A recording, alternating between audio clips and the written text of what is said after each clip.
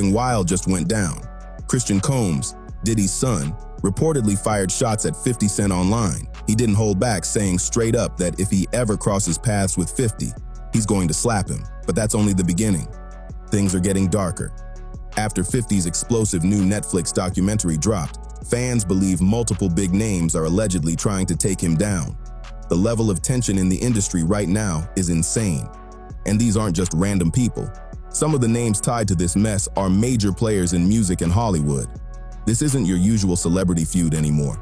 From what's surfacing online, 50 Cent is facing heat from multiple directions, and some of these people sound desperate to silence him. The question now is, why? What's got them so scared that they're allegedly willing to risk everything to stop this story from spreading? Let's backtrack a bit. 50 Cent's new documentary, Sean Combs, The Reckoning, just shattered records, pulling in over 21.8 million views in less than a week. That's right. It even beat Stranger Things on Netflix. And this isn't your standard gossip-style special. It's packed with never-before-seen footage, recorded phone calls, and interviews with people who've worked alongside Diddy for decades. People who are finally speaking out after staying quiet for years. No wonder some folks are panicking right now. 50 himself hasn't gone silent either. He's been posting non-stop on Instagram, calling people out without a filter. It's like he's daring anyone to challenge him. And to understand the full story, you've got to know what went into this project. 50 reportedly spent 2 whole years gathering footage and testimonies. 2 years. He got access to private conversations Diddy had right before his arrest, plus first-hand stories from former Bad Boy Records insiders. Some of these claims point to serious, dark allegations that might explain why certain people want this documentary to vanish. All right, so I'm going to make it abundantly clear. I'm not here defending Diddy. I am here because I got dragged into this because somebody asked me a question and I had an opinion. Nobody's wrong for giving an opinion about any subject, period. I'm not here defending Diddy. Don't let the narrative fool you or get to you. Once again, somebody's creating narratives. This is my point. So please look at the whole clip that I did and then look what happens with the narrative. And that's what I'm telling you. Y'all people don't be sheep. Use your brain, freedom of thought, freedom of speech, and don't ever let nobody bully you. Never. Don't let nobody bully you. You got me? Love. The documentary digs into everything. The wild parties, the shocking allegations, and even bold claims about what really happened to Tupac Shakur and the notorious B.I.G. This isn't light content. It's deep, controversial. And now that millions have seen it, a lot of powerful names are reportedly panicking. Some celebrities are allegedly doing whatever it takes to bury it. Rumors say a few have even tried to pay off certain officials just to keep their own names from being dragged into anything connected to Diddy. But 50 Cent? He's not folding under the pressure. He's out here posting screenshots, calling people out by name, and showing everyone that he's not afraid to stand his ground. Every move he makes online keeps adding more fuel to this growing storm, and fans can't stop talking about it. Now let's break down who's supposedly trying to shut 50 down, and why. The biggest name stirring the pot is none other than Diddy's son, Christian Combs. Reports say Christian tweeted something wild saying, "If I ever see 50 Cent, I'll slap him." The internet exploded after that. It's hard to believe he thought he could threaten someone like 50 and just walk away from it. 50 Cent's response was cold and straight to the point. He fired back saying, "Little bro, first, close your mouth." That comeback went viral in minutes. And honestly, people couldn't help but laugh. Because what exactly was Christian planning to do? This is the same guy who allegedly tried to fight Ray J multiple times and couldn't land a single hit. 3 attempts, and not one connected. But here's the crazy part. Christian didn't stop at Twitter. Things only got messier from there. Things didn't just stop with Christian's tweet. He actually went and dropped a whole diss track aimed at 50 Cent. And get this, it wasn't even his first one. It was the second. In the track, he reportedly rapped, "50 Cent, why you so mad? You that bad? 'Cause you never got a chance to go shopping with my dad?" It sounds more like a joke than a real diss. You really can't make this stuff up. While Christian's out here making tracks that barely anyone's streaming, 50's over on Netflix breaking records with a global hit about Christian's own father. The contrast couldn't be wilder. 50 spent less time putting together his documentary than Christian spent trying to get people to care about his music. And yet, one's winning millions while the other's just struggling to trend. Here's where things get even more awkward. Christian even released a song named after his own mother, but that didn't boost his career either. The reception was flat, and fans online didn't hold back. Critics say the track lacked real substance, claiming he's leaning more on his last name than actual talent. The documentary even hinted that Diddy himself took years to finish writing a few bars, and that he often relied on others for inspiration, or even lyrics. So maybe the apple didn't fall far from the tree. And let's be honest, these kids grew up in total luxury. They've never worried about rent, bills, or waiting for a paycheck. They've lived their whole lives surrounded by fame and money, and it shows. They act untouchable, like they can say whatever they want just because their father once did the same. But every time they post, diss, or throw shade online, it's backfiring hard.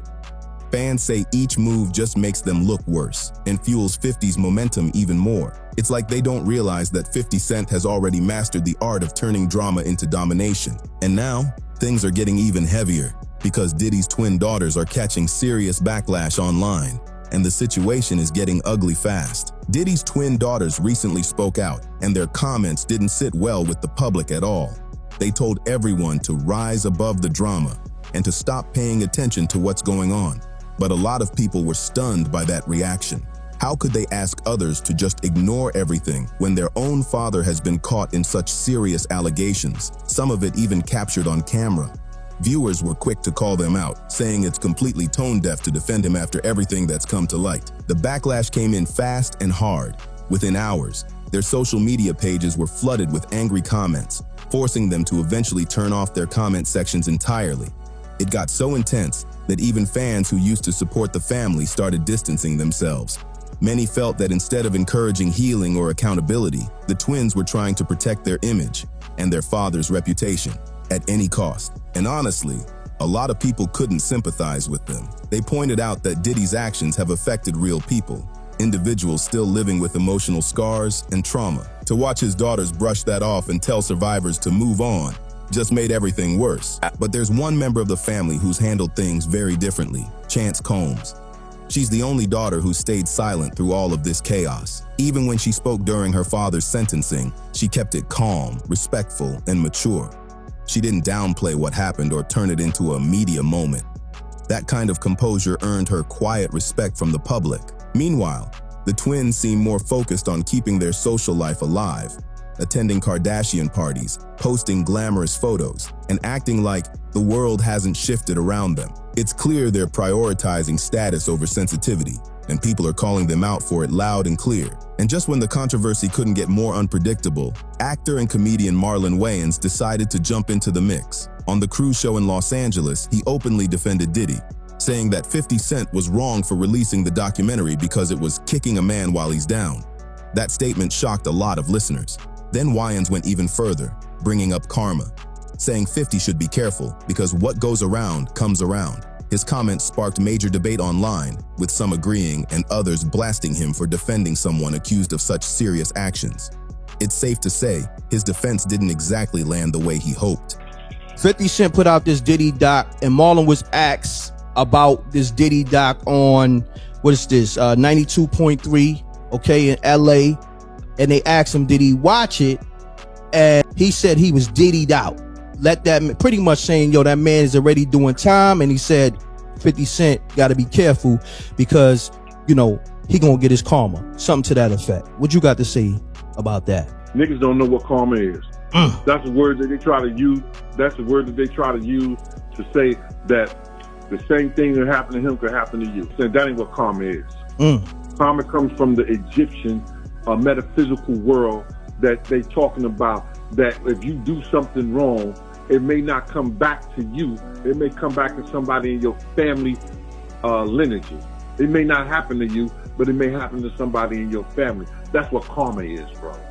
So when people be speaking of karma, you got motherfuckers like Diddy that do shit all the time, but shit don't never happen to them. Marlon Wayans didn't just defend Diddy, he doubled down. During his radio appearance, he said Diddy just needs time to sit with God and have a conversation instead of being destroyed publicly. That statement instantly set social media on fire.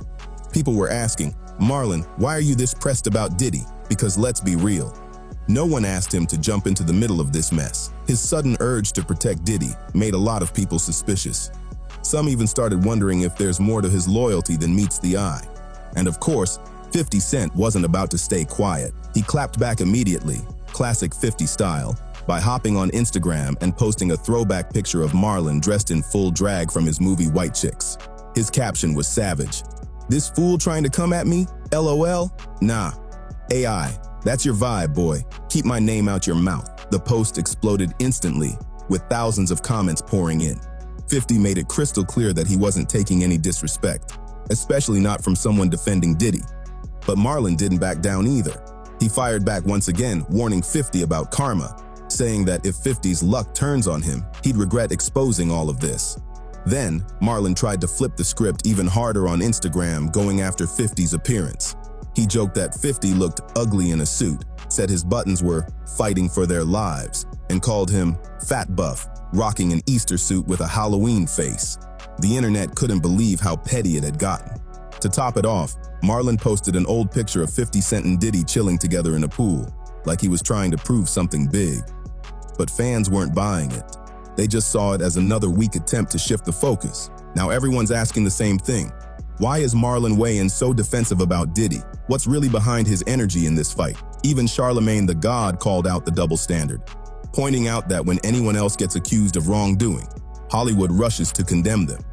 But when it's Diddy, suddenly people start preaching about forgiveness. The hypocrisy has never been louder. Charlemagne the God didn't hold back when he pointed out a major double standard. He said, when TMZ made a Diddy documentary, nobody said a word. When Hulu dropped theirs, silence. When Peacock released one, still nothing. But now that 50 Cent, a black producer, puts one out, suddenly everybody's preaching about karma and saying he's kicking a man while he's down. That statement hit hard. The energy shift definitely felt suspicious, real suspicious. But what happened next got even stranger. Fans who binge-watched all 4 episodes of Sean Combs' The Reckoning started noticing something major. Jay-Z was completely missing. Not a single mention, not one photo, not even a brief clip of him standing next to Diddy at an event. That's beyond strange, especially considering how deep their connection ran in hip-hop history. Jay-Z and Diddy weren't just casual acquaintances, they dominated the industry together. They were seen at the biggest parties, business meetings, and music events for years. There are literally hundreds of pictures of the two of them side by side. So why did 50 Cent's documentary act like Jay-Z never existed in that chapter of music history? That's the question blowing up online right now. One TikTok user summed it up perfectly saying, "Where is Jay-Z? I just finished the whole documentary, and there's not a single picture, not one mention, not even one clip with him in it." And honestly, that's a fair point. People are now wondering if there's more behind the scenes than anyone realizes. Some are even asking if 50 Cent made a deal with the Carters to leave Jay-Z and Beyonce out of the project entirely. It sounds wild, but considering how many recent allegations have linked Jay-Z and Diddy in the same circles, it's a valid question. The internet's already buzzing with theories, trying to figure out whether this was a strategic move or something deeper. Whatever the reason, that missing piece only makes this story even more mysterious. And it's got fans rewatching the entire series just to catch any tiny clue that might explain Jay-Z's total disappearance. Now, it's got everyone talking, because Jay-Z has completely vanished from the entire story. Fans are convinced there's more to it than coincidence. The biggest theory floating around is that 50 Cent might have made a quiet deal with Jay-Z and Beyonce. Some believe Jay could have offered 50 some kind of behind-the-scenes help or information, and in return, 50 agreed to leave him out of the documentary completely. And honestly, that theory doesn't sound far-fetched. There's simply no way to tell Diddy's full story without mentioning Jay-Z. It's impossible. Their history in the music industry is too deeply connected. The two built empires side by side, partied together, and dominated hip-hop for decades. Even Jaguar Wright pointed it out. She said it's real suspicious that there's no mention of Jay-Z or Stevie J anywhere in the series. She found it strange that two men who played such visible roles in Diddy's world somehow got completely erased from the narrative. Something definitely isn't adding up here. And, it seems like Diddy's just out there to take, everyone's girl, it seems like. If you got her, I want her. Yeah, Jack, let me ask you, in episode 3, we get to the Kim Porter story and, of course, introduce Cassie. What are your thoughts as far as how they portrayed Kim Porter with this Reckoning documentary? They didn't portray her at all. That's the thing. They didn't portray her at all. She was spoken for by Kalima. That was interesting to watch. You don't think? Kalima's testimony? She was probably the most pitiful witness they brought up to speak about all of this in the entire thing. Kalima? Wait, why you say that? She was emotional. She was emotional? That's what you call it? That's what I'm trying to call it. Capricorn Clark was emotional. I'll give her emotion. I'm sitting there looking at someone, in my opinion, who appears to be struggling with a substance issue, trying not to fall apart on camera. Meanwhile, nobody paying attention to the fact that she's sitting there afraid to really say anything at all because she's in the middle of a custody battle and she's trying to get her kids back. And she's got to be careful of whatever she says because it could make it impossible for her to get her kids back. Did nobody pay attention to that? Yeah, no, she said she wanted $5K from Diddy. She wanted $5K from her former bandmate and a billionaire. And he wouldn't even give her $5K to help her get her kids back? Why not? But then again, nobody's talking about who her husband is and who her husband is to Diddy. He's one of Diddy's #1 minions. Oh yeah, no, that's news. He's a loyalist. He is a Diddy do-wop-bop.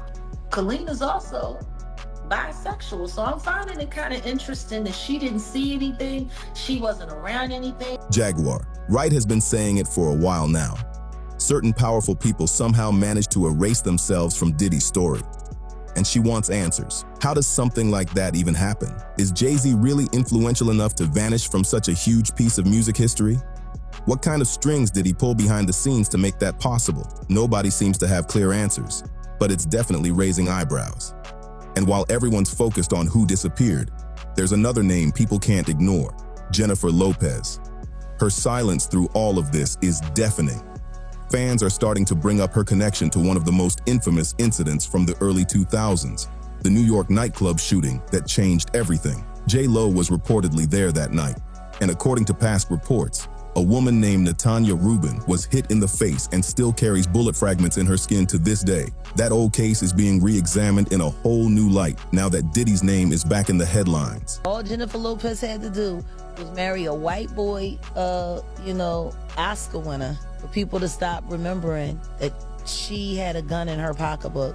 She had gunshot residue on her hands the night that Natanya was shot at that club. For all we know, that bullet came from the gun that was in her hand. And not once has she spoken up for the betterment of that woman. Not once has she donated to her family or for her medical bills that she's still paying, or say something in her defense to stop Puffy from gaslighting her and trying to put hits out on her because he was afraid that maybe one day they would open the case and she still has the bullet fragments in her face. Like J-Lo has said, nothing.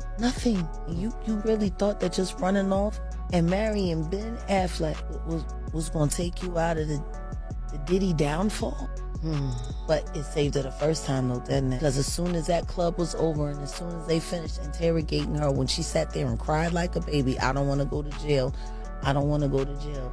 Benny Medina put her with that drunk white boy until she ran him off. Like, there are people sitting here screaming out at the toll that the atrocities that Sean Combs has done to their lives, and you're trying to avoid your part in the story or the fact that you never spoke up. You want to tell people on the low and put it out there that the movie was about you getting away from Puffy, but you didn't think about the trail of girls that you left behind. What happens to Cassie if J-Lo had said something?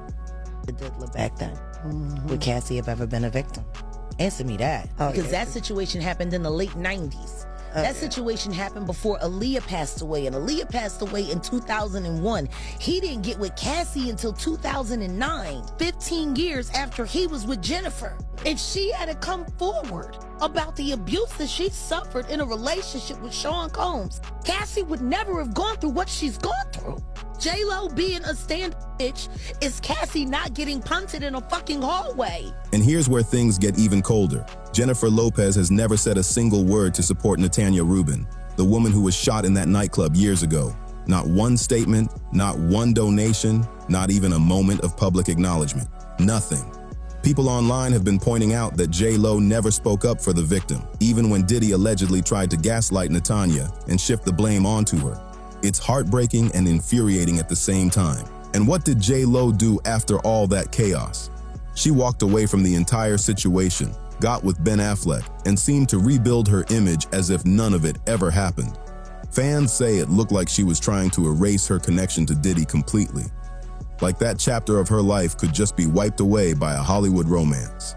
But the past doesn't stay buried forever. Here's what really stings. If J-Lo had spoken up back in the late 90s about what she allegedly went through, maybe Cassie Ventura and others wouldn't have suffered the same kind of pain later. If she had come forward and told the truth back then, maybe things would have turned out very differently for a lot of women connected to Diddy. Instead, she stayed quiet, reinvented herself, and distanced from the chaos, leaving behind unanswered questions and a trail of silence that still hurts people today. That's cold, real cold. Meanwhile, Diddy's legal team wasn't about to just sit back while 50 Cent's documentary took over Netflix. The moment it dropped, they went on the offensive.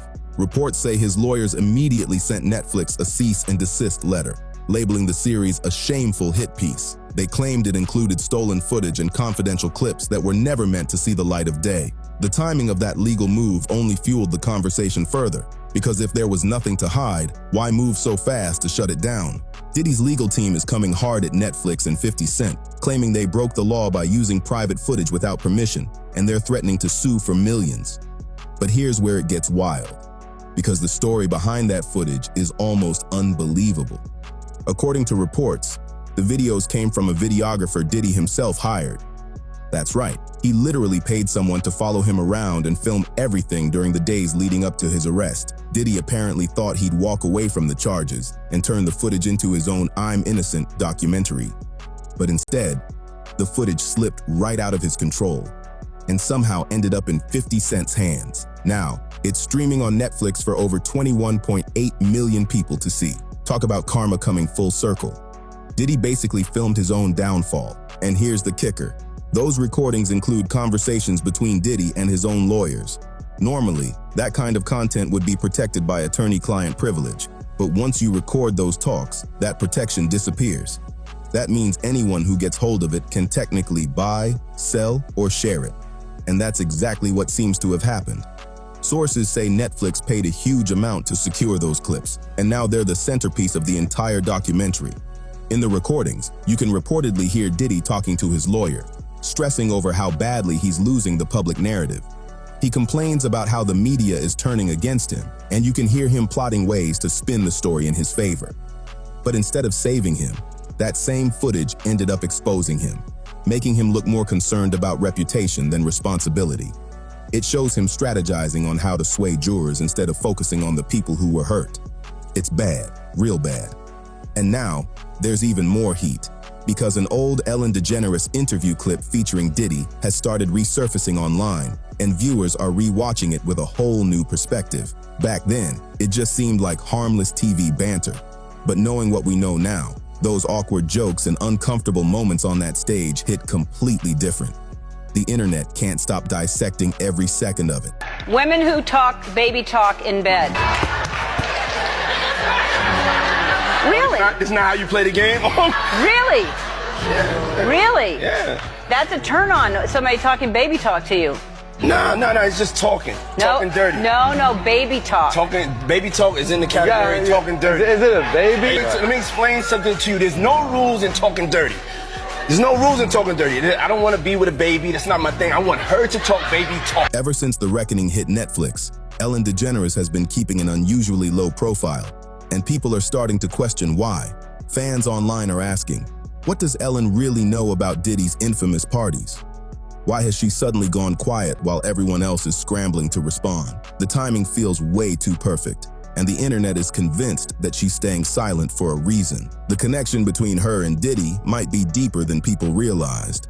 And now, folks are digging up every old clip of them together. But she's not the only one catching attention. Kevin Hart has been pulled into the mix too. A resurfaced video shows him partying with Diddy at one of those exclusive events, and 50 Cent wasted no time sharing it on Instagram. His caption, He claimed Kevin looked nervous about what the documentary might reveal. That post went viral instantly. Fans started wondering if 50 was hinting at something bigger. The tension between comedy, fame, and scandal just got a whole lot thicker. You got more fucking dye in that beard than Diddy wears. All right, that's enough. And I know. That's enough. I seen him. He shows me behind the curtain. That's a fucking enough. All right, I'm gonna edit. I'm gonna edit this out. But still, Put a fucking.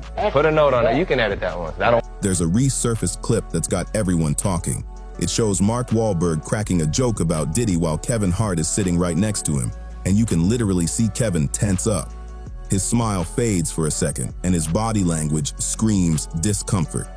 It's like the moment that joke dropped, he started wondering, what else is about to come out? The clip gets even more awkward when Kevin starts nervously asking for parts of the conversation to be edited out, practically begging them not to air certain moments. And honestly, that just raises the question, if there's nothing to hide, why look so worried, Kevin? But he's not the only one acting strange lately. Russell Simmons has been dropping cryptic posts all the way from Bali, talking about how people are trying to tear down black icons. The internet quickly connected the dots. He's clearly talking about this documentary. But that message didn't exactly land well, because people were quick to remind everyone why Russell's in Bali in the first place. Bali doesn't have an extradition treaty with the United States, which means he can't be forced to return and face the serious allegations that have followed him for years. So while he's preaching online about unity and forgiveness, many see it as a deflection, a way to distract from his own controversies. Even Gene Deal, Diddy's former bodyguard, weighed in on this situation long before the documentary dropped. He bluntly said, "Russell Simmons belongs in jail just like Diddy. And now that all this new evidence and footage is out, that statement is hitting harder than ever." Some dudes belong in jail based on what they do and how they do it. We know that to be true. And it's just this situation, man, when they get down to all the facts and all what happened, he may belong in jail, bruh. And that's not my doing. That's not Cassie doing. That's his doing and his learned behavior from the people that mentored him. You gotta realize, man, he learned from Andre Harrell. He learned from Russell Simmons. He learned from Clyde Davis. You understand? When those people are telling you that they were heavy into the drugs, they was heavy into beating women and doing things at that age, at that crazy stage, that's gonna make him think that he could get away with the same thing that they was getting away with back then. You understand? The things that he was saying, you know, the touchy-feely between two men and all that stuff like that, man. All that, he learned that from them dudes. When I told y'all the story, when me and my man went up to Russell Simmons and he had a house and he had a man in bikini drawers in his bedroom, in his bed. You understand? Bruh, this is that he learned. I'm assuming he learned it from them. Let me put that. And I'm not gonna say alleged because I saw that for my own self. My man was with me, Slick was with me, and we saw that for our own self. You understand what I'm saying? So these are behaviors and things that with drugs and all the stuff that's going on, pills, drinking, it can make this man into a monster, and that's what it did, bro. It made him into a monster, bro. What's happening to him now is one of the greatest tragedies that we're gonna ever read about, bro. This is going to be one of the greatest tragedies that Shakespeare couldn't write in Richard. He couldn't write it in Macbeth. He couldn't write this shit in Romeo and Juliet. This is going to be one of the greatest tragedies of hip-hop, along with Pac's death, along with Big's death. And he brought it on himself. Gene Deal didn't hold back when he broke down where Diddy's toxic behavior came from. He claimed Diddy learned it straight from industry veterans like Russell Simmons and Clive Davis, powerful figures who, according to Gene, showed him that fame and money could make him untouchable. And the scary part? There's evidence that supports what Gene's been saying. At least 18 women have publicly come forward with serious allegations against Russell Simmons.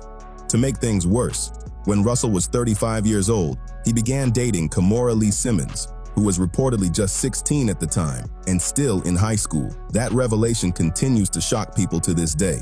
It's beyond disturbing. There was even supposed to be an HBO documentary diving deep into these allegations.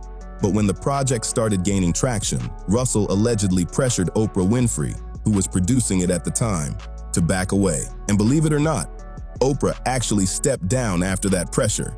That's how much power he still held in Hollywood. But the story didn't end there. The documentary eventually did come out under the title On the Record, and it shares the voices and experiences of those women directly. It's still streaming today, for anyone who wants to understand the depth of what went on behind the scenes. After the allegations went public, Russell immediately left the country and has been living in Bali ever since, a place known for having no extradition treaty with the US. Many believe he ran there to avoid facing accountability, and he's been hiding behind spiritual posts and vague statements ever since. Meanwhile, Stevie J, one of Diddy's longtime allies, continues to defend him loudly. Reports say Stevie was actually inside Diddy's Miami mansion during one of the federal raids, and afterward, he came out saying the accusations were completely false, and that Diddy never broke the law. But that wasn't all.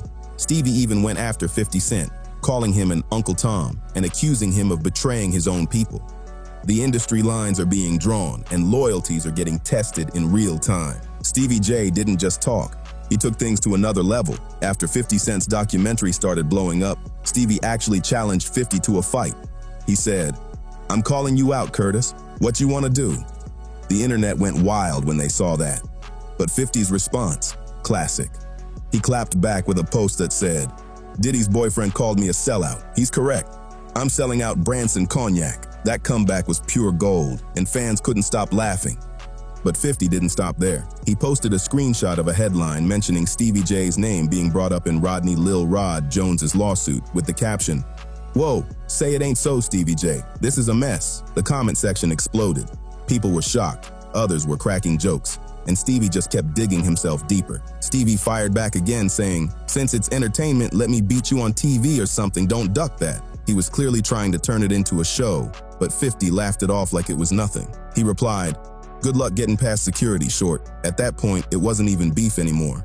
It was straight comedy. Then out of nowhere, Floyd Mayweather jumped into the conversation, and what he said left everyone stunned. During an interview, no one even asked him about Diddy, yet he suddenly brought the topic up himself. Floyd said, "I'm not going to speak bad about P. Diddy because he's still a black man. Mistakes happen." But then he took it further, and this part made people's jaws drop. Floyd said, "Even if that happened to my daughter, I'd be hurt. But that's a choice my daughter made." The reaction online was immediate. What did he just say? Fans couldn't believe he was defending Diddy like that, especially with a comment that sounded that insensitive. Of course, 50 Cent didn't let that one slide either. He jumped straight online and said, "They didn't even ask him about this. Champ, is you stupid or is you dumb? Get out of your head, you sound like a hater." That line went viral instantly. And because 50's known for his ruthless sense of humor, he took the trolling up a notch.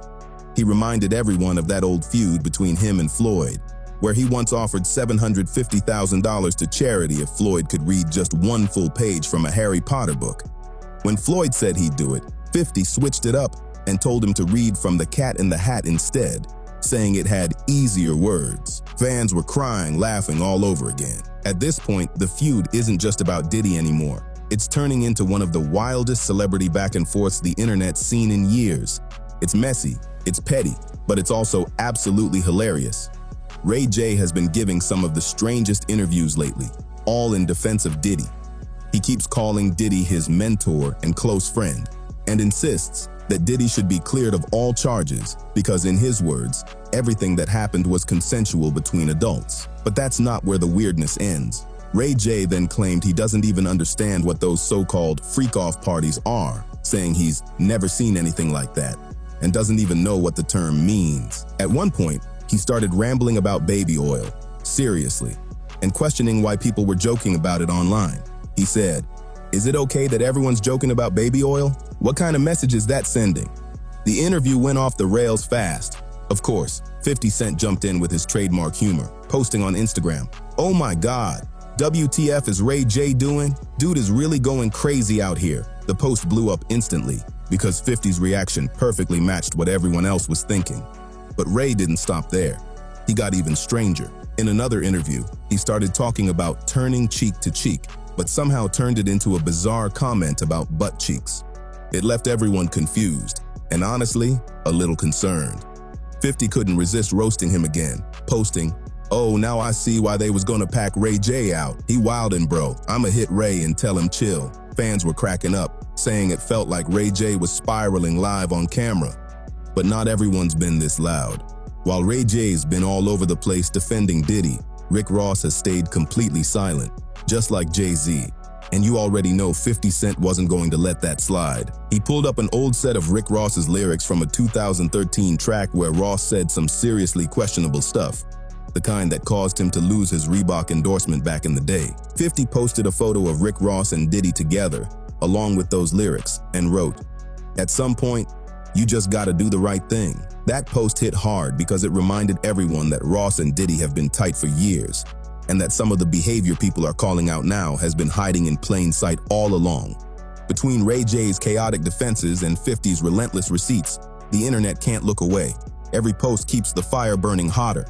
Rick Ross's silence right now says everything. Sometimes saying nothing speaks louder than a full statement, and that's exactly what's happening here. So let's lay it all out. We've got Christian Combs threatening to slap 50 Cent on sight, the Combs twins telling victims to rise above it, and Marlon Wayans jumping into a full-blown feud just to defend Diddy. Then there's Jay-Z, who's mysteriously missing from the entire documentary, and Jennifer Lopez, who's kept completely quiet about that old club shooting that's back in the headlines again. Meanwhile, Diddy's lawyers are trying to sue Netflix, Ellen DeGeneres is staying silent, and Kevin Hart is looking visibly nervous in resurfaced clips. Russell Simmons is still posting from Bali. Stevie J tried to challenge 50 to a fight. Floyd Mayweather made bizarre comments no one asked for. And Ray J is out here doing some of the most confusing interviews ever. And now, Rick Ross is sitting in silence while the whole industry shakes. At this point, the pattern's impossible to ignore. Anyone defending Diddy or pretending not to see what's happening is getting exposed. And 50 Cent's not holding back. Whether you love him or hate him, he's pulling receipts, dropping names, and putting the entire entertainment world on notice. While the entertainment world tries to catch its breath, 50 Cent is showing no signs of slowing down. In fact, he's just ramping things up with talk of expanding his explosive project, Sean Combs, the reckoning into a multi-part investigation.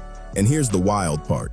It might not stop with Diddy. Sources close to the production say 50's team has already started gathering information on other powerful figures who allegedly played a role in covering up or protecting bad behavior in the music industry. He's calling it cleaning house. And people in the business are nervous. It's not just rumors either. Several insiders who appeared in the first documentary have reportedly agreed to return for follow-up interviews, and they're ready to share even more shocking details that didn't make it into the original cut. Some of the footage being mentioned includes unseen conversations from former Bad Boy Records staff, along with new statements from people who worked closely with Diddy during his most controversial years. And 50 isn't just stopping at Netflix. He's been hinting on social media that Hulu and Amazon Prime have both shown interest in future projects exposing deeper layers of corruption, abuse, and power plays within the entertainment industry. One insider even claimed 50 is already in early talks about a series exploring the dark side of the early 2000s hip-hop scene, focusing on how fame and money created a system of silence. Meanwhile, Diddy's legal team is still fighting back. Reports say they've filed additional complaints and are pushing to block future releases that use any unreleased footage or sensitive material. But according to legal experts, 50 Cent's production company has done its homework. They've secured rights to most of the footage through third-party agreements, making it hard for Diddy's lawyers to stop what's coming next. The tension right now is sky high. Fans are demanding more. Celebrities are scrambling to protect their images, and 50 Cent seems to be enjoying every second of it. He's not just exposing one man, he's pulling the curtain back on an entire system that's been untouchable for decades. And if what insiders are saying is true, the next chapter might shake the music industry even harder than the first. If you thought this story was wild, just wait until you see what's next. The next video goes even deeper, pulling back the curtain on a completely different side of fame and power. We're talking about people you'd never expect to be connected to scandals this shocking. So click the video right here, dive into the next story, and tell us what you think once you've seen it. But before you go, we want to know, after everything that's come out, do you think 50 Cent is doing the right thing by exposing all these industry secrets? Or do you believe some of these people are being unfairly dragged into the spotlight? Drop your thoughts in the comments and let's see where everyone stands, because this conversation is far from over.